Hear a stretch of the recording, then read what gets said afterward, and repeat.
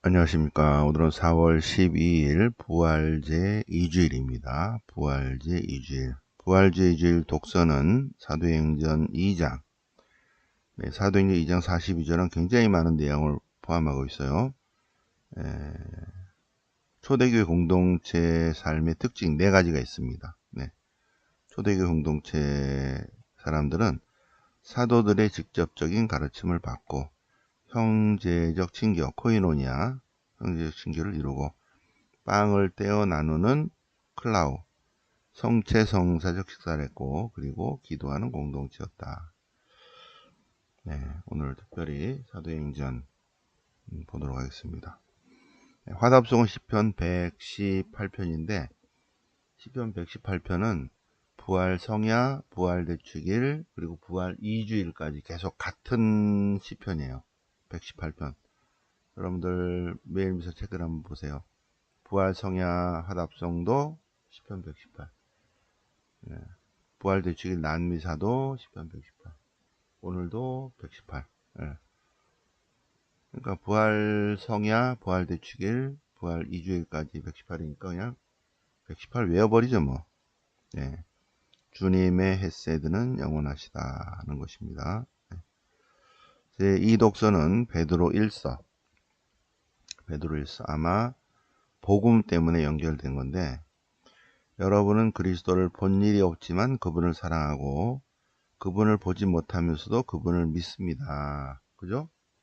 우리도 예수님을 본 적은 없죠. 그죠? 만난 적이 없는데도 그분을 믿어요. 그죠? 그분을 예수님을 본 적이 없고 만난 적도 없는데 우리는 예수님을 알고 예수님을 사랑하고 예수님을 믿고 그리고 그분을 따르는 삶을 사는 것입니다. 그게 베드로 1서에 있는 거죠. 베드로 1서 1장 8절에 있습니다. 자, 복음은 토마스에 관한 내용입니다. 20장.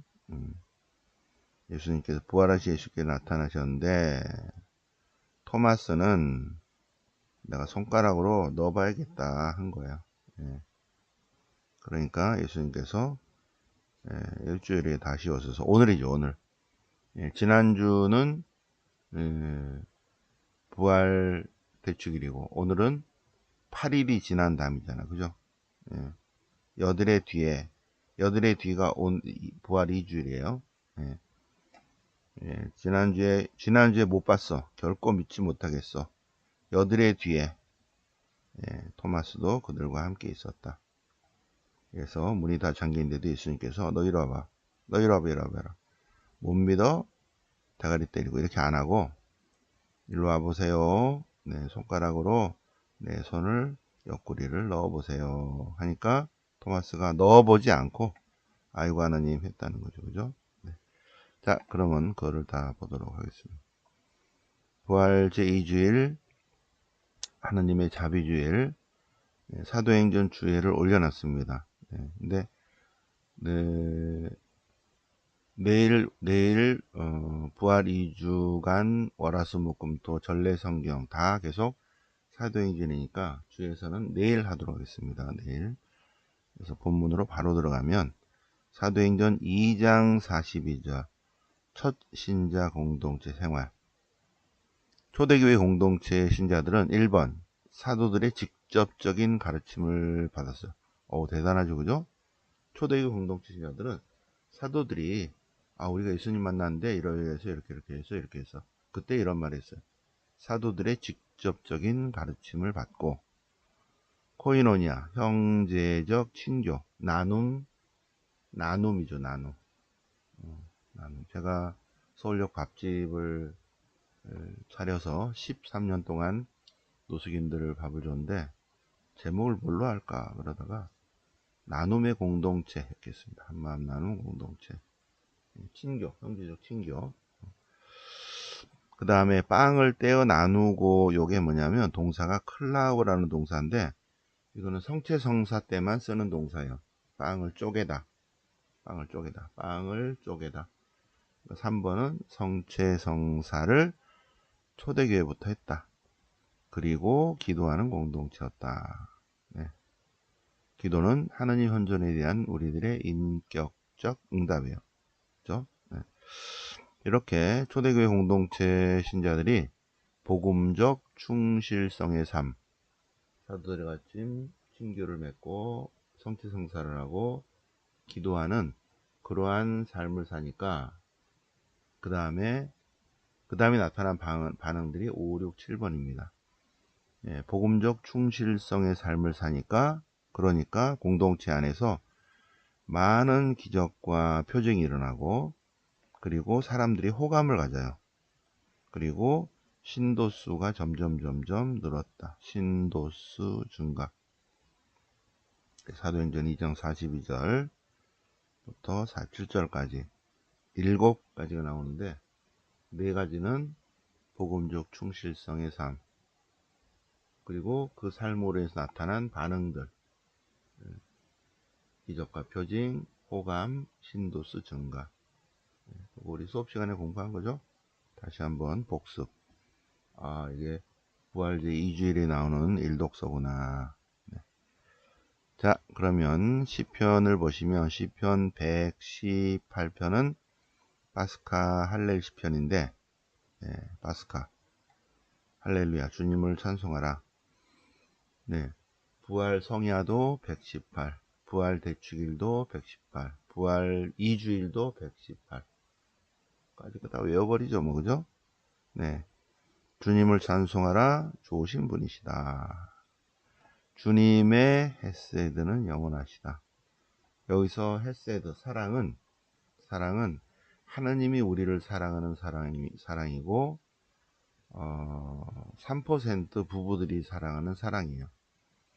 네, 부부들이 사랑하는 사랑이 그냥 거시기 하죠, 그죠? 근데, 궁합이 맞는, 다음번에 태어나도 또 그렇게 하는 그런 사람들이 있어요. 그죠? 근데 이 헤세드 사랑은 배우자가 여러 가지 상황에서 힘들어졌을 경우에도 사랑하는 거 있죠. 늙었다, 병들었다, 또 사고 났다, 장애우가 됐다, 이래도 사랑하는 사랑이 헤세드예요. 헤세드. 그러니까 하느님 백성이 하느님을 거부하고 배척하고 뒤돌아서고 뭐 배반하고 이래도 하느님이 사랑하는 사랑이 있죠. 그게 헤세드예요. 헤세드. 주님의 헤세드는 영원하시다. 우리가 구약 성경을 통해서 이스라엘 역사를 쭉 볼 때 이스라엘 역사는 하느님이 사랑하는 역사거든요. 이스라엘이 얼마나 하느님을 거부하고 배척하고 배반하고 우상숭배해요. 그래도 하느님이 계속 거두어 들이시잖아요. 그게 헤세드라는 것입니다. 주님의 자애. 주님의 자애는 영원하시다. 주님의 자애는 영원하시다. 주님의 자애는 영원하시다. 우리도 오늘 하루 종일 주님의 헤세드는 영원하시다. 이렇게 한번 노래 불러보시죠. 주님의 오른손이 높이 들리시고 주님의 오른손이 위협을 이루셨다. 주님께서 하신 일을 선포하리라. 주님께서 하신 일. 네. 인간이 되신 하느님을 다시 일으키신, 집 짓는 이들이 내버린 돌, 그 돌이 모퉁이 머릿돌이 되었네. 주님께서 이루신 일이어서 놀랍기만 한 거죠, 그죠? 이 날은 주님께서 만드신 날 기뻐하며 즐거워하세. 네. 주님의 헤세드는 영원하시다. 이거 다 외워버리죠. 뭐 29절밖에 안 되는데, 그죠? 근데 외울 때는 요걸로 외우는 게 낫죠. 여기 주님께 감사하라. 그 좋으신 분을 영원도 하시라. 그 사랑이요. 요쪽 거 시편, 전래 시편, 성경 시편이 있고 전래 시편인데 전래 시편 요걸로 외우시죠. 그죠? 잠 안 올 때 외우시기 바랍니다. 마음이 우울할 때 시편을 외우시기 바랍니다. 네. 시편을 외우시면 내적 지혜와 영적 성장을 이룹니다. 자, 베드로 1서 볼까요? 베드로 1서. 오늘 주에는 이거를 보겠습니다. 자, 베드로 1서 주에를 보면 베드로 1서는 쭉 통독해 보면 편지가 아니네. 라는 느낌이 든다는 거죠. 그러니까 베드로일서는 뭐예요? 돌려보는 회람서간이다. 회람서간이다. 그래서 베드로일서에 쓴 목적은 격려하는 것이고 하느님의 은총을 증언하는 것이다. 왜? 신앙생활 때문에 여러 어려움을 겪는 신자들에게 희망과 용기를 주려고, 격려하려고 이렇게 했다는 것입니다. 네. 그래서 그럼 베드로가 썼냐? 필자를 볼까요? 필자. 베드로냐? 아니다. 베드로의 친절성은 극히 의심스러운 것이다. 왜? 이렇게 베드로일서는 세련된 그리스어인데 세련된 히라버를 구사할 수 없다. 네. 그리고 바빌론이라는 별명이 나오는데 그거는 70년 이후에 사용하게 되는데 베드로 사도가 64년에 베드로 사도가 육사 출신은 아니지만 64년에 순교했어요.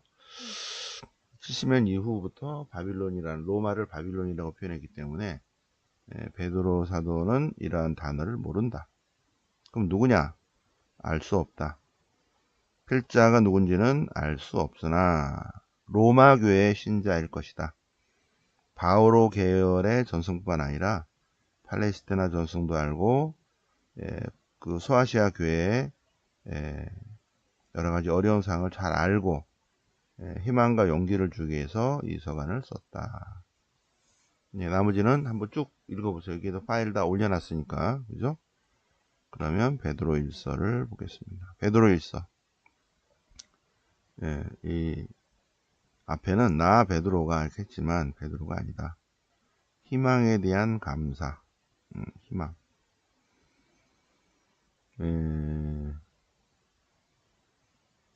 하느님께서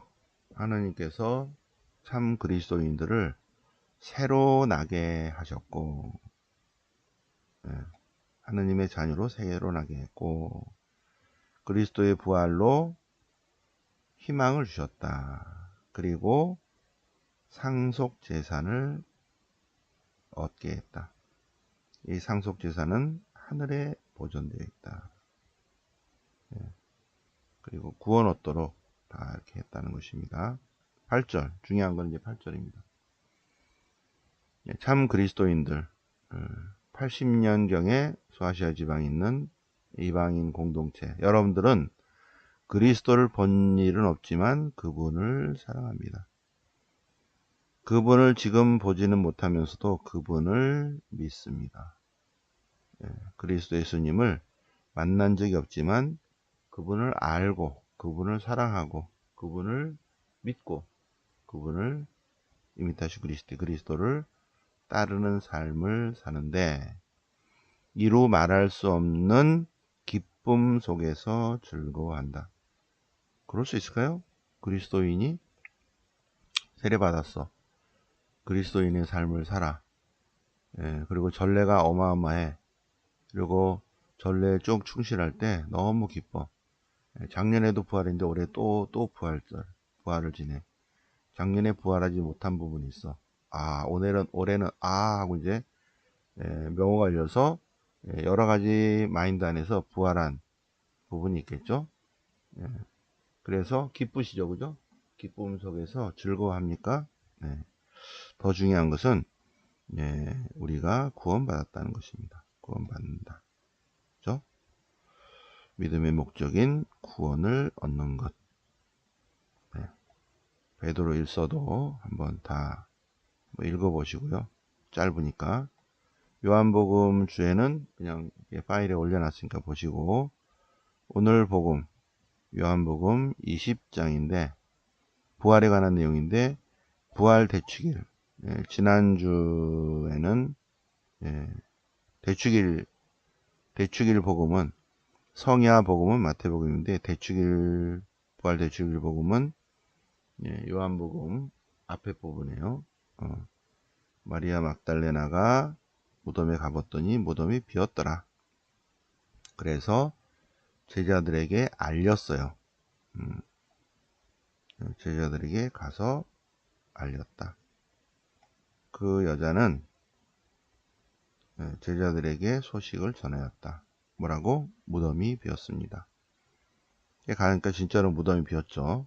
그런데 베드로는 이상하네. 그런데 예, 예수님께 사랑하신 그 제자는 무덤이 비었네. 하고 부활을 믿었다는 거죠. 보고 믿었다. 보고 믿었다. 마리아 막달레나에게 예수님께서 사도들의 사도, 내 말을 전하라. 어디 갔지? 다 숨었는데요. 3년 동안 그렇게 했는데도 거시기 안에 가서 내 말을 전해라. 그래서 마리아 막달레나가 사도들의 사도, 그리고 마리아 막달레나 기념이 아니라 축일을 지는 거죠. 내 말을 전하여라. 그래서 전했다는 거예요. 전했습니다. 주간 첫날 저녁이 되자 제자들이 장가놓고 있었는데 예수님께서 오셨어요. 그래서 평화를 주시고, 그죠? 평화를 주시고 성령을 주십니다. 그리고 용서할 수 있는 수용력 능력을 주신 거 있죠. 평화는 다른 말로 구원이에요. 구원. 평화, 주님만이 주시는 평화, 전쟁과 평화의 평화가 아니라 하느님이 주시는 평화. 그 평화의 삶을 살면 구원으로 쭉 나가는 거죠. 그리고 성령을 주십니다. 하느님의 영, 부활하신 예수 그리스도의 영. 성령을 받고 어떻게 돼요? 용서할 수 있는 능력, 수용력 능력이 생기는 거죠. 자, 그런데 이제 토마스에 관한 내용입니다. 토마스. 여들의 뒤에 부활 2주간이에요. 제자들이 다 모였었는데 토마스도 함께 있었어요. 문이 다 잠겼는데도 부활하신 살아생긴 예수님은 시간과 공간의 제약을 받으시지만 부활하신 예수님은 그냥 이렇게 시공을 초월해 계시죠. 문이 다 잠겼는데도 벽을 통해서 쑥 들어오시죠. 그죠? 하느님이시니까. 그리고 평화가 너희와 함께. 그러고 나서 토마스에게 너 이리 와봐 하지 않으시고, 토마스 이리 오세요. 손가락 있어요? 손가락 이렇게 해보세요. 여기 못자국을 보시고 옆구리를 보세요. 그리고 의심을 버리고 믿으세요. 그러니까 토마스가 예수님께 아이고 하나님, 나의 주님, 나의 하나님.